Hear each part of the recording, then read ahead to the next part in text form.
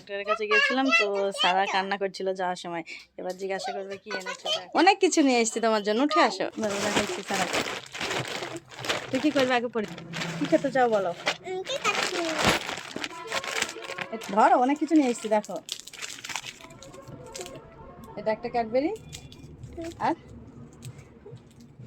এটা একটা, আর কি আছে? আর কিছু নেই, আরেকটা আছে, আর এই একটা। দেখো খুশি হয়ে, দেখো কত আদর করছে, দেখো বেবিটা।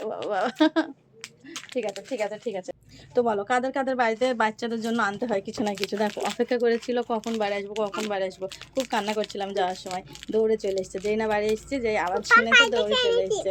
তো দেখো, হ্যাঁ কালকে স্প্রাইট কিনেছিলাম, সেটা খেয়ে নিয়েছে, সেটাও বলছে, সেটা দিয়ে ভুলিয়ে রেখে গিয়েছিলাম।